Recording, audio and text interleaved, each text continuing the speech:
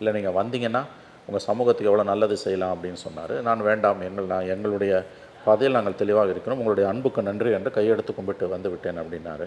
இதை இன்றைக்கி அவர் பதிவு பண்ண வேண்டிய அவசியம் என்னென்னா, நாடக காதல்னு தலித்துகளை இழிவுபடுத்தினவர் ராமதாஸ், வெளிப்படையாக தலித்துகளுக்கு எதிரான ஒரு அரசியலை கட்டவிழ்த்து விட்டவர் ராமதாஸ். இன்றைக்கி எதுக்கு திருமாகிட்ட வந்து நிற்கிறாங்க? எப்படியாவது திமுக கூட்டணி உள்ளே போயிடணுன்றாங்க. ஸ்டாலின் ஒருபோதும் இன்றைக்கி எங்கே வந்துருக்குது, மகனோட அரசியலை கட்டுப்படுத்துறதுக்கு பேரனா ராமதாஸை தூண்டி விடுறாரு. எங்கே போயிருக்கு பாருங்கள், இது எவ்வளோ இன்னும் டீப்பாக போயிருக்கு பாருங்கள். அப்போ இதோட எதிர்காலம் எப்படி இருக்குன்னு யோசிச்சு பாருங்கள் கார்த்தி. நீங்கள் இன்னும் ஒரு 10 வருஷம் ஃப்ரம் நவ் தமிழ்நாடு அரசுன்றது எப்படி இருக்கும்? கம்ப்ளீட் ஃபேமிலிஸால் தான் நிரம்பி வழியும். மறந்துடாதீங்க, பிஜேபி தேசிய அளவில் வளர்ந்ததுக்கு ஒரு காரணம் தேமுதிக பாமகவோட வாரிசு அரசியலை பற்றி பேசுவதற்கான தார்மீக தகுதி திமுக கிடையாது. அங்கேயே முடிஞ்சு போச்சு எல்லாம். அதுக்கப்புறம் அதில் பேசுறதுக்கு எதுவுமே கிடையாது. ஒருவேளை வேறு காரணிகள் இருக்குன்னா அது என்னென்னா, வந்தா எக்ஸு போனா கல். தொடர்ந்து அப்படி இருந்தால் தம்பி எப்படி முடிவு பண்ணீங்க பார்க்கலாண்ணே அப்படி தான் சொல்லுவார் ஸ்டாலின். வேணாம் அதெல்லாம் நீங்கள் எதுவுமே செய்யாதீங்க அப்படி பேச மாட்டாங்க எப்பயுமே. அப்படி ஃபங்க்ஷன் ஆகாது பாலிடிக்ஸ். பட் அந்த தைரியம், அந்த துணிச்சல், அந்த அசட்டு துணிச்சல் எதுலேருந்து வருது, எப்படி வருது? அவங்களுக்கு வேறு பெரிய எய்ம்லாம் இல்லை கார்த்தி. ஜெயிக்கணும், பாலிடிக்ஸில் ஜெயிக்கணும், அதிகாரத்தில் பங்கு வாங்கணும், அதெல்லாம் கிடையாது. இவங்க கால்குலேஷன்ஸ் வேறு.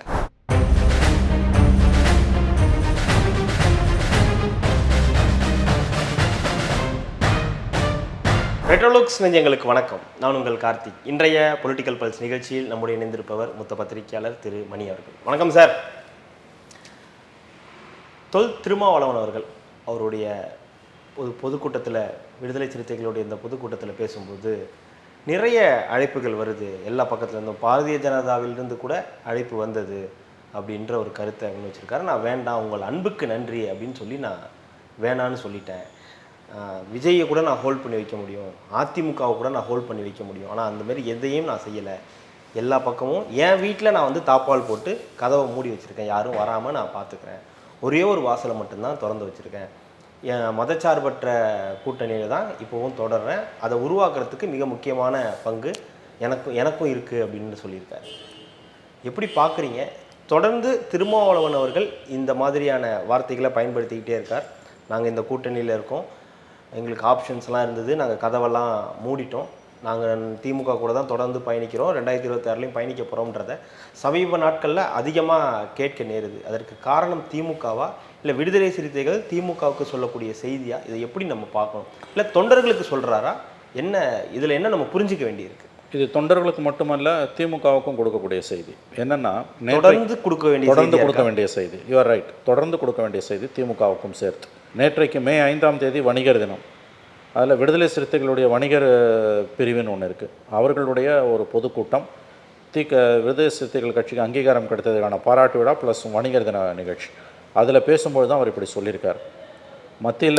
மத்திய அரசாங்கத்தில் இருக்கக்கூடிய மிக உயர்ந்த பொறுப்பில் இருக்கக்கூடிய ஒரு அதிகாரி என்னை அழைத்து பேசினார், நீங்கள் பிஜேபி கூட்டணிக்கு வந்துருங்கன்னாரு. நான் அவரை கையெடுத்து கும்பிட்டு வேண்டாம் என்று சொல்லிவிட்டேன். இல்லை நீங்கள் வந்தீங்கன்னா உங்கள் சமூகத்துக்கு எவ்வளோ நல்லது செய்யலாம் அப்படின்னு சொன்னார். நான் வேண்டாம், எங்களுடைய பாதையில் நாங்கள் தெளிவாக இருக்கிறோம், உங்களுடைய அன்புக்கு நன்றி என்று கையெடுத்து கும்பிட்டு வந்து விட்டேன் அப்படின்னாரு.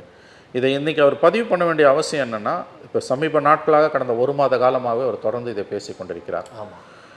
ஏன்னா திருமாவுக்கு வேறு வழி இல்லை. குறிப்பாக ஏப்ரல் 11 அதிமுக கூட்டணி அனௌன்ஸ் பண்ண பிறகு வேறு வழியே கிடையாது. அவர் இந்த கூட்டணி தான் கொடுக்கறத வாங்கிட்டு போகணும், அவருக்கு ஆப்ஷன் இல்லைன்ற மாதிரியான ஒரு பிரச்சாரத்தை சில தரப்பினர், திமுகவால் மறைமுகமாக ஆதரிக்கப்படுகிற திமுகவோட ப்ராக்சிஸ் கிளப்பி விட்டுருந்தாங்க. திரும்ப கொடுக்கறத வாங்கிட்டு போயிடுவார் இனிமேல். ஈவன் பாமகவை திமுக கூட்டணிக்குள்ளே ஸ்டாலின் கொண்டு வந்தால் கூட வேறு வழி கிடையாது, திருமாவுக்கு போக்கிடம் கிடையாது, அதனால் இங்கே இருப்பார்ன்ற மாதிரியான ஒரு பிரச்சாரத்தை கட்டவிழ்த்து விட்டுருந்தாங்க. அதை முறியடிப்பதற்குத்தான் தொடர்ந்து அவர் இப்படியெல்லாம் பேசி கொண்டிருக்கிறார். தெளிவாக இருக்கார் ஒரு விஷயத்தில். மதவாதம் சாதியவாதம் ரெண்டுமே எனக்கு எதிரானதுன்றாரு.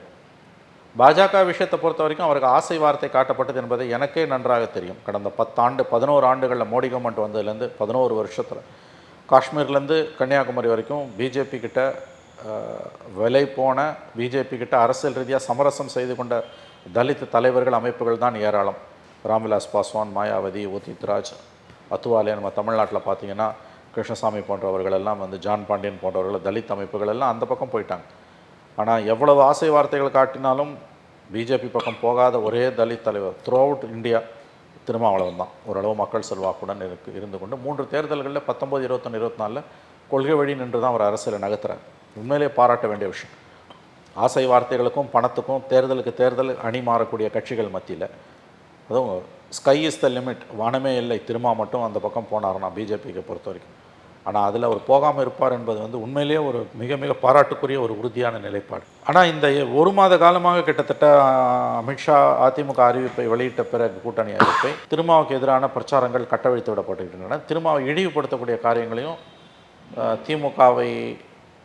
திமுகவுக்குள்ளேருந்து திமுகவை ஆதரிக்கக்கூடியவர்களும் திமுகவை எதிர்க்கக்கூடியவர்களும் சேர்ந்தே செய்கிறாங்க. குறிப்பாக திமுக ஆதரவு செயல்பாட்டாளர்கள் இதை செய்கிறாங்க. அதாவது திருமாவுக்கு போக்கிடம் கிடையாது, வேறு கதி கிடையாது, வேறு வழி இல்லை, அவர் இங்கே தான் நின்று அவனை எங்ககிட்ட கொடுக்குறத வாங்கிட்டு போயிடுவார்னு. அதைத்தான் அவர் சொல்கிறார். அப்படி கிடையாது, எனக்கு எவ்வளோ ஆப்ஷன்ஸ் இருக்குது, நாங்கள் இதில் தெளிவாக இருக்கோம், எங்களுக்கு பிஜேபியும் வேணாம் பாமகவும் வேணாம் நேம் பண்ணாமல் அவர் சொல்கிறார். ஸோ உண்மையிலே அது வந்து ஒரு சரியான நிலைப்பாடு. அது இப்போ ஏன் சொல்கிறாருன்னு கேட்டிங்கன்னா, இது மறைமுகமாக டிஎம்கே கொடுக்குற மெசேஜ். ஆனால் ஏடிஎம்கே பிஜேபி அலையன்ஸுக்கு பிறகு மதசார்பற்ற சக்திகளுக்கு வந்து வேறு ஸ்பேஸ் இல்லை, அவங்க டிஎம்கே கூட்டணி உள்ள தான் தொடரணுன்ற மாதிரியான ஒரு நெரேட்டிவை வந்து சிலர் பில்டு பண்ணிகிட்டு இருக்காங்க. அவர்களுக்கு அவர் கொடுக்குற பதில் தான் இது. தொடர்ந்து அது கொடுத்து கொண்டிருக்கார். நேற்றைக்கு பொது மேடையிலும் அதை அவர் தெரிவித்து விட்டார். இல்லை, தொடர்ந்து இதை சொல்லக்கூடியதன் மூலயமாக அவர் ஏதோ ஒரு அழுத்தத்தில் இருக்காரோ அப்படின்னு நம்ம புரிஞ்சிக்க வேண்டியிருக்கா. ஏன்னா அவர் ஒரு விஜய்க்கு போகலாம் அப்படின்ற ஒரு எதிர்பார்ப்புகள் ஒரு பக்கம் இருந்துச்சு, அதிமுகவுடன் போவார் அப்படின்ற ஒரு எதிர்பார்ப்பும் இருந்துச்சு. ஆனால் இப்போ எந்த ஆப்ஷனும் இல்லை அப்படின்ற பட்சத்தில் அவர் ஏதோ ஒரு அழுத்தத்தில் பேசுகிறாருன்னு நம்ம புரிஞ்சிக்க வேண்டியிருக்கா. அழுத்தம்னு சொல்ல முடியாது, அவரை இழிவுபடுத்தக்கூடிய வேலைகளை சிலர் செய்து கொண்டிருக்கிறார்கள். குறிப்பாக ஏப்ரல் 11 அமித்ஷா அறிவிப்புக்கு பிறகு செய்து கொண்டிருக்கிறார்கள். அவர்களுக்கு கொடுக்கக்கூடிய மெசேஜ், ஓகே லுக், நான் வந்து கொள்கை வழியில் தான் இந்த கூட்டணியில் இருக்கேன். தேர்தலுக்கு தேர்தல் கூட்டணி மாறக்கூடிய, ஒரே நேரத்தில் 2 கட்சியோட பேசக்கூடிய, நைட்டு 10 மணி வரைக்கும் ஒரு கட்சி கூட 12 மணி வரைக்கும் பேசிட்டு காலைல 4 மணிக்கு போய் இன்னொரு கட்சியோட சேர்ந்து வீட்டுக்கு கூப்பிட்டு 7 வகை பதார்த்தங்களை கொடுத்து விருந்து சாப்பிட்டு கூட்டணியை மாற்றக்கூடிய ஒரு மோசமான கீழ்த்தரமான அரசியலை நான் பண்ணலை.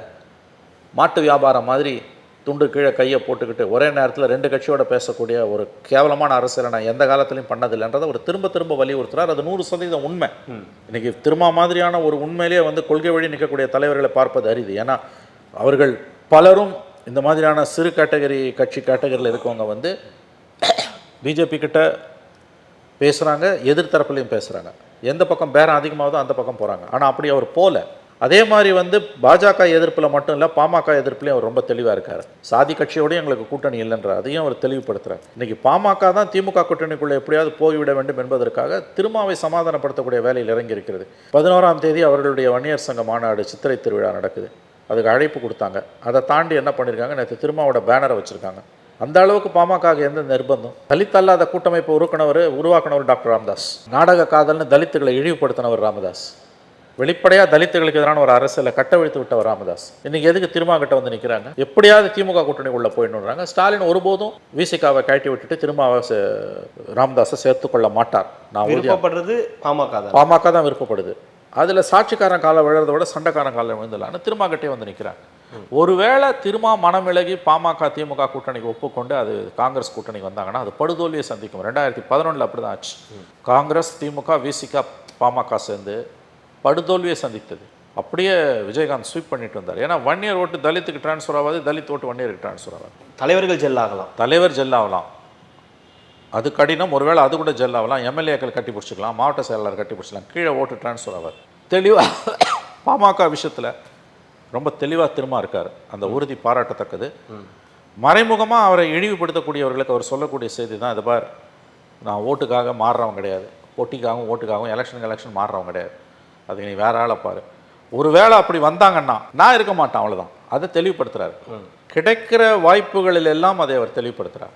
பிஜேபியோட போக மாட்டார், எல்லாருக்கும் தெரியும். பாமகவையும் சேர்த்து தான் சொல்கிறார். மதவாத கட்சி, ஜாதிய கட்சி, அது ஓப்பனாகவே டிக்ளேர் பண்ணி ஓப்பனாக டிக்ளேர். அவர்களோடு ஒருபோதும் கூட்டணி இல்லை என்பதில் அவர் வந்து தெளிவாக இருக்கார்.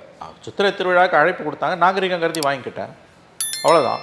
அதை தாண்டிலாம் அதில் ஒன்றுமே கிடையாது. அப்படி வந்தாங்கன்னா நாங்கள் வெளியில் போய்டும், அதில் எதுவுமே இல்லை. ஒருபோதும் திருமாவே ஸ்டாலின் இழக்க மாட்டார். திமுக கூட்டணியோட நம்பகத்தன்மையின் அச்சாணியே திருமாவளவன் தான். அவருக்கு 6%, 3%, 1%, 1.25% ஓட்டு இருக்கலாம். திமுக கூட்டணி, ஸ்டாலின் தலைமையிலான திமுக கூட்டணி, அதனுடைய நம்பகத்தன்மையோட அச்சாணியை திருமாவளவன் தான். அவரை குறைச்சி எடை போட முடியாது. 2016 மக்கள் நல கூட்டணி அவரால் தான் உருவானது. அந்த 1.5% ஓட்டில் தான் ஜெயலலிதா மீண்டும் ஆட்சிக்கு வந்தாங்க. அந்த அனுபவம் திமுகவுக்கு இருக்கிறது. அதனால் ஸ்டாலின் அவர்கள் ஒருபோதும் திருமாவை இழக்க மாட்டார். ஆனால் இந்த பிரச்சாரத்தை இவங்க முடுக்கி விட்டுக்கிட்டே தான் இருக்காங்க. ஆனால் ஒரு நெருடல் அவருக்கு இருந்துகிட்டே இருக்கு இல்லையா? தொடர்ந்து அங்கிருந்து வரக்கூடிய அந்த நெருடல். ஏன்னா திமுகக்குள்ள ஒரு தரப்பினர் பாமகவை கூட்டணிக்குள்ளே இழுத்துட்டு வந்துடணும்னு பார்க்குறாங்க. அதுக்கு ஏதாவது ஒரு முக்கிய காரணம் இருக்கா? பாமக உள்ள கொண்டு வர சாதிய பற்று காரணமாக திமுகவில் இருக்கக்கூடிய மூத்த அமைச்சர்கள் சிலர், ராமதாஸுடைய சமூகத்தை சார்ந்தவர்கள், அவர்கள் தங்களுடைய தனிப்பட்ட விருப்பங்கள் நோக்கங்களுக்காக பாமகவை உள்ளே கொண்டு வந்துடணும்னு பார்க்குறாங்க. அது சாதிய புத்தி. அது இல்லை, ஒரு 3 இல்லை 4 கட்சி இருக்குது சார். திமுகவோட சேர்த்து நம்ம திமுகவை தான் பெரும்பாலும் வாரிசு அரசியல் அந்த கேட்டகரியில் பேசுவோம். ஆனால் அவங்களுக்கு கீழே இருக்கக்கூடிய பாமக, மதிமுக, தேமுதிக இவங்கெல்லாமும் வாரிசு அரசியலில் தான் இருக்காங்க. இவங்களுடைய அரசியல் எதை மையமாக வச்சு நகர்ந்துக்கிட்டு இருக்கு? ஏன்னா பாமகவில் அந்த வாரிசு அரசியல் பிரச்சனை இருக்குது, மதிமுகவில் அப்பா பையன் வைகோ, துரை வைகோங்க பிரச்சனை, தேமுதிகவில் அம்மா மகன் மச்சான் அப்படின்னு இருக்கு. அப்போ இதை எப்படி இவங்களுடைய அந்த கால்குலேஷன் எப்படி இருக்குது? இல்லைங்க, இதில் தனிச்சு நிற்கிறது திருமாவளவன் மட்டும்தான். அவர் கல்யாணம் பண்ணிக்கலாம், அங்கே வாரிசு அரசியல் கிடையாது. திமுக முழுக்க முழுக்க வாரிசு அரசியலாக நிரம்பி வழியுது. சங்கர மடத்துக்கும் திமுக ஒன்றும் பெரிய வித்தியாசம் கிடையாது. இப்போ நீங்கள் பார்த்தீங்கன்னா சங்கர மடத்தில் புதுசாக ஒரு சங்கராச்சாரியார் வந்தார் இல்லையா? ஆமாம். இங்கே உதயநிதி வந்தார் இல்லையா? கலைஞர் ஒரு காலத்தில் சொன்னார் இது ஒன்றும் சங்கர மடம் அல்லன்னாரு. சொல்லிட்டு கொஞ்ச நாள் ஸ்டாலின் வந்தார், இப்போ உதயநிதி வந்தார் இல்லையா? அங்கேயாவது பிராமின் கம்யூனிட்டியில் பிறந்திருக்கணும், ஆனால் வேறு குடும்பமாக இருக்கலாம். இங்கே அது கூட கிடையாது. ஒரே குடும்பத்தில் இருந்தால் தான் வர முடியும்.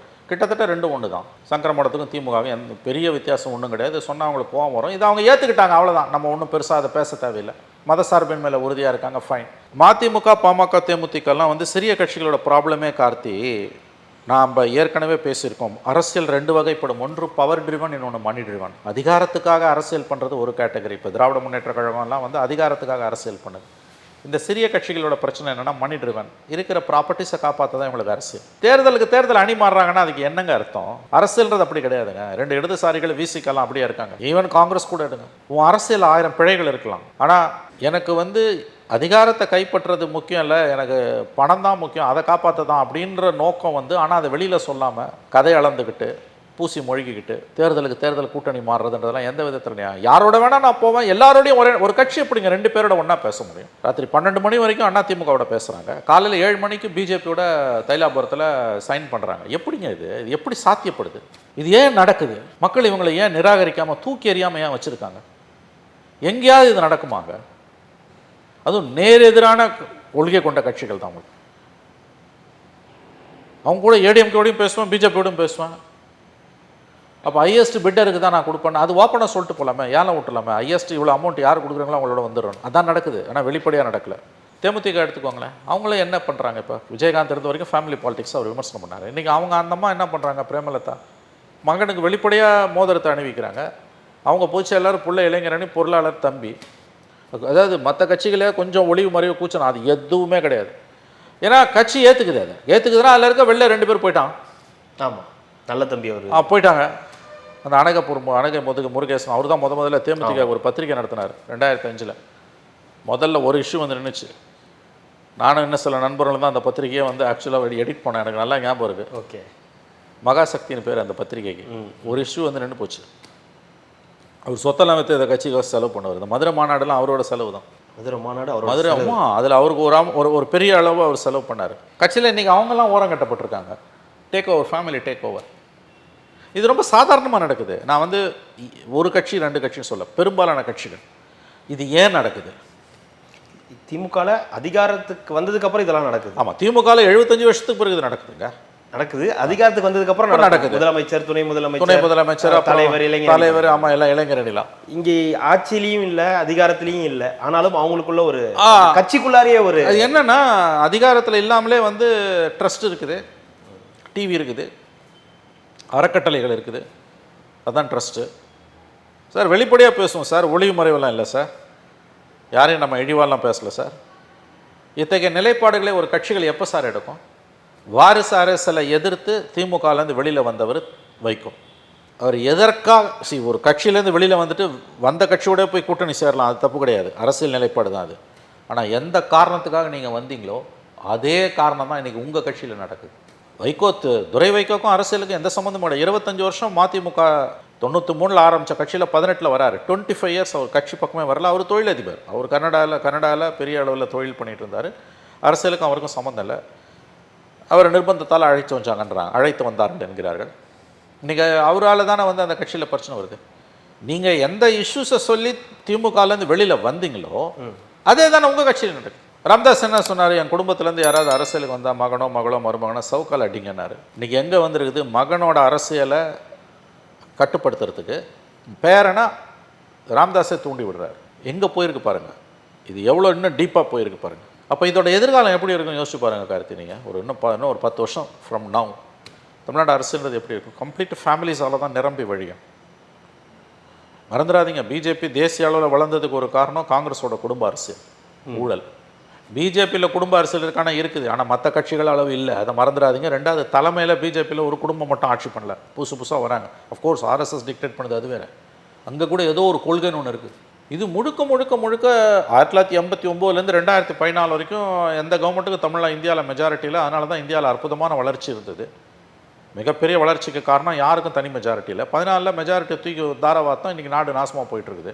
அந்த 25 வருஷத்தில் காங்கிரஸ் ஏன் சிதிலம் அடைஞ்சது? வட இந்தியா பூரா கூச்ச நாச்சம் இல்லாத குடும்ப அரசியல், அதை நியாயப்படுத்துறது, ஊழல். இது ரெண்டு தானே பிஜேபி எதிர்க்கு. நீங்கள் 1000 விமர்சனம் பண்ணுங்கள், உங்களுக்கு பிடிக்குதோ பிடிக்கலையோ. மோடியோட செல்வாக்கு இன்னமும் சரியாமல் இருக்கிறதுக்கு எது காரணம்? ஒரு குடும்பம் இல்லை இங்கே. அதுதான் அரசியல்னும் போது ஒரு கட்டத்தில் அதற்கான எதிர்ப்பு வந்தே தானே தீரும். அதான் இன்றைக்கி நடந்துகிட்டு இருக்குது. உங்களுக்கு வந்து இந்த 3 கட்சிகளை எடுத்து பாருங்களேன், பாமக, தேமுதிக, மதிமுக. அதில் அவங்களுக்கு வந்து இந்த அலைன்ஸ் டாக்ஸில் எந்த கூச்ச நாச்சமும் கிடையாது. இதில் மதிமுகவாது ஒரு பக்கம், அது வைகோக்கு ஒரு ஸ்டேச்சர் இருக்குது, அது பாராட்டணும். அவருக்கு 1000 விமர்சனங்கள் இருந்தாலும் ரொம்ப ஷார்ட் டெம்பரு, அவர் ரொம்ப கடுமையாக பேசுவார், உணர்ச்சி வசப்படுவார். பட் ஸ்டில் அவர் வந்து கலைஞர் மரணத்துக்கு பிறகு திமுகவோட நின்றுட்டார், தெளிவாக இருக்கார், அதில் பாராட்டணும். ஆனால் மகனை கொண்டு வந்தார். மற்ற 2 பேருக்கும் எந்த விதமான ஒளிவு மறைவுமே இல்லை.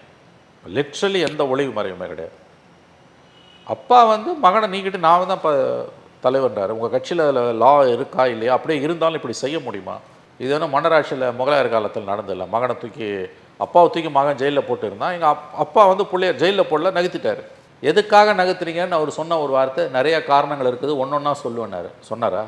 தேமுதிக அவங்க கம்ப்ளீட்டாகவே வந்து அவங்களுக்கு வந்து எந்த இன்ஹிபிஷன்ஸுமே இல்லை. அதாவது எந்த விதமான தயக்கங்களும் கூச்சநாச்சமும் இல்லை அவங்களுக்கு. Out and out. பிகாஸ் உங்களுக்கு வந்து கொள்கைகள் என்பது வந்து வெறும் பேப்பரில் மட்டும்தான் இருக்குது, அது கூட கிடையாதுன்ற லெவல் வரும்போது அவன் கூட வேணால் போய் சேர்ந்துக்கலாம். இல்லை, இப்போ அந்த மாதிரி ஒரு இடத்துல பாமகவையும் தேமுதிகவையும் திமுக உள்ளே கொண்டு வரணும் அப்படின்னு நினைக்கும்போது அது அவங்களுடைய கூட்டணிக்கே ஒரு பெரிய இல்லைங்க. அது 1% 1.5% வாக்கு வங்கி சம்மந்தப்பட்டது.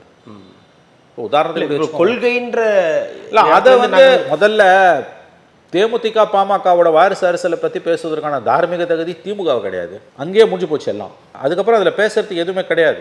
ஒருவேளை வேற காரணிகள் இருக்குன்னா அது என்னன்னா, அவங்க உள்ளே வரதால எனக்கு 1+1 2. பாமக உள்ளே வந்துன்னா ஒரு 4% ஓட்டு வருது, தேமுதிக வந்துன்னா 3/4% ஓட்டு வருது, 2 சேர்ந்து 5% ஓட்டு வருதுன்னா சேர்த்துப்பாங்க. விசிகே ஃபேக்டர் இருக்கிறதால அதை சேர்த்துக்க முடியல இல்லையா? இல்லை, அவங்க கோவப்படுறாங்க. 3/4% 1% சொல்லலாம். அவங்க சரி 2% வச்சுக்கோங்க. ஃபேக்ட் இஸ் ஃபேக்ட் சொல்லுவாங்க, உண்மை சுடும். ஏங்க, நாம் தமிழருக்கு 8%. எலெக்ஷன் கமிஷன் டேட்டா வச்சு பேசுவாங்க. சிபிஐ, சிபிஎம், விசிகா, காங்கிரஸ் இவங்க எல்லாரும் சேர்ந்தாலும் 7% தான். ஆனால் நம்முடைய தொலைக்காட்சி விவாதங்களையும் நரேட்டிவ்லையும் சிபிஎம், சிபிஐ, விசிகா கொடுக்குற மரியாதையை நாம் தமிழருக்கு நம்ம கொடுக்கறதில்ல. இவங்க அத்தனை பேர் சேர்ந்தாலும் சீமானுக்கு எழுதாங்க. உனக்கு சீமானை பிடிக்குதோ பிடிக்கலையோ, சீமானுக்கு 8% ஓட்டு. இடதுசாரிகளுக்கு எவ்வளோ இருக்குது? 2 லெஃப்ட்டுக்கு சேர்த்து எவ்வளோங்க? 1.5. விசிக்காக ஒரு <1, காங்கிரஸுக்கு 4%. எல்லாம் சேர்ந்து நெருக்கி பிடிச்சி வந்தால் 7%. தேமுதிகலாம் எவ்வளோ இருக்குது உங்களுக்கு? பாமக 4.5% இருக்குது. பாமக உண்மையிலேயே தனிப்பட்ட முறையில் பாமக செல்வாக்கு இருக்குது, அரௌண்ட் 5% வரைக்கும் இருக்குது, மறுக்கல. தேமுதிகலாம் அது 10% இருந்தது, இன்றைக்கி 1% வந்திருக்குது. 2009 கேப்டன் இருக்கும்போது 9-10%. 2009 லோக்சபா எலெக்ஷன் பீக்கிக்கு போனது 2011. அதுக்கு பிறகு சரிவு தான், கம்ப்ளீட்டாக வந்து தேஞ்சு கட்டரும்ப மாறி போச்சு. ஸோ அப்போ இந்த இடத்துல திருமாவளவன் தான் best. DMK the best is Thirumavalavan. Stalin அவர்கள், முதலமைச்சர் ஸ்டாலின் அவர்கள் திருமாவளவனை இழக்க மாட்டார் என்று நான் உறுதியாக நம்புகிறேன். ஏன்னா இது வெறும் திருமாகிட்ட இருக்க வாக்கு வங்கி சம்மந்தப்பட்டது, 1% வாக்கு, <1% மட்டும் இல்லை, நம்பகத்தன்மை சம்மந்தப்பட்டது. தெளிவாக இருக்கார் ஸ்டாலின். ஏன்னா ஒன்று ஞாபகம் வச்சுக்கோங்க, இன்றைக்கி திருமா வெளியில் போனார்னா நாளைக்கு ஒரு காங்கிரஸும் வெளியில் அனுப்பிடுவார்ன்ற பயம் சிறுபான்மையினர் மக்கள் மத்தியிலையும் வரும். அந்த இடத்துல திமுகல சில பேர் அவரை வந்து அப்படி இது நெருக்கடிக்கு உள்ளாக்கும் போது அதை கண்டிக்கிறதுக்கான இது இல்லையா ஸ்டாலின் அவர்கள்? இல்லை பாலிடிக்ஸ் அப்படி ஃபங்க்ஷன் ஆகாது. ஒரு நெருக்கடி கொடுக்குறாங்கன்னா அதை அவங்க ரசிப்பாங்க. ஓகே, அதை வேணான்னு இமீடியட்டாக கட்டவர்களால் அழுத்த மாட்டாங்க. பண்ணாதீங்கன்னு சொல்ல முடியும். ஓப்பனாக சொல்கிறேன், துரைமுருகன் வந்து ஆனால் நம்ம தம்பி நம்ம பாமகவோ பாமக உள்ளே கொண்டு வந்துடணும், ஓகே, விசிகாவையும் சரி கட்டிக்கலாம் அப்படின்னு சொன்னா அப்படியா சொல்கிறீங்கண்ணே அப்படி தான் ஸ்டாலின் கேட்பார். இல்லை அதெல்லாம் முடியாது அப்படி சொல்ல மாட்டாங்க, நேரடியாக சொல்ல மாட்டாங்க. நோ அதை செய்ய மாட்டாங்க. Politics doesn't work like that. Okay, அதாவது எல்லா வாய்ஸுக்கும் இடம் கொடுப்பாங்கங்க, முடிவை கடைசியாக எடுப்பாங்க. துரைமுருகனுக்கும் நல்லா தெரியுங்க இது வராதுன்னு. கல்லை விட்டு பார்க்குறது, வந்தால் பருது போனால் கல், வந்தால் டேஷு போனால் கல், வந்தால் எக்ஸு போனால் கல். தொடர்ந்து அப்படி இருந்தால் தம்பி எப்படி முடிவு பண்ணீங்க பார்க்கலாண்ணே அப்படி தான் சொல்லுவார் ஸ்டாலின். வேணாம் அதெல்லாம் நீங்கள் எதுவுமே செய்யாதீங்க அப்படி பேச மாட்டாங்க எப்பயுமே. அப்படி ஃபங்க்ஷன் ஆகாது பாலிடிக்ஸ். பட் அவர் வெரி ஷூட் பாலிட்டிஷியன் ஸ்டாலின். அவர் கண்டிப்பாக திருமாவை இழக்க மாட்டார். நான் சொல்கிறது இந்த கேட்டகரி ஆஃப் பார்ட்டிஸ் இருக்குது பாருங்க, இது எப்படிங்க மக்கள் இதை ரசிக்கிறாங்க. இவர்கள் மக்கள் மன்றத்தில் மொத்தமாக என்ன கேட்டிங்கன்னா இவர்கள் தூக்கி எறியப்பட வேண்டும், நிராகரிக்க வேண்டும். அதாவது ஒரு இன்ஹிபிஷன் இருக்கணும் கார்த்தி, அதாவது ஒரு கூச்சம் இருக்கணும் கொஞ்சமாவது, குறைஞ்சபட்ச தர்மம்னு அல்ல ஒரு மனிதனுக்கு. அது கூட எங்களுக்கு கிடையாதுன்னா நாங்கள் இப்படி தான் நடத்துவோம். அது அந்த தைரியம், அந்த துணிச்சல், அந்த அசட்டு துணிச்சல் எதுலேருந்து வருது, எப்படி வருது? அவங்களுக்கு வேற பெரிய எய்ம்லாம் இல்லை கார்த்தி. ஜெயிக்கணும், பாலிடிக்ஸில் ஜெயிக்கணும், அதிகாரத்தில் பங்கு வாங்கணும், அதெல்லாம் கிடையாது. இவங்க கால்குலேஷன்ஸ் வேறு. ஒவ்வொரு எலெக்ஷனும் உங்களுக்கு ஜாக்பாட்டு தான். ஒவ்வொரு எலெக்ஷனும் ஜாக்பாட்டுனால நீங்கள் புரிஞ்சுக்கலாம். நீங்கள் ஒன்றும் இல்லை, பொதுவெளியில் இருக்க விஷயங்களை வச்சு பார்த்தீங்கனாலே இவங்களுக்கு பவர் ட்ரிவன் கிடையாதுங்க, their money driven. There ends the matter. எல்லாம் அங்கேயே முடிஞ்சு போச்சு, மக்கள் தான் முடிவு பண்ணணும். கண்டிப்பாக சார், தொடர்ந்து பேசலாம். மிக்க மகிழ்ச்சி. நன்றி கார்த்தி.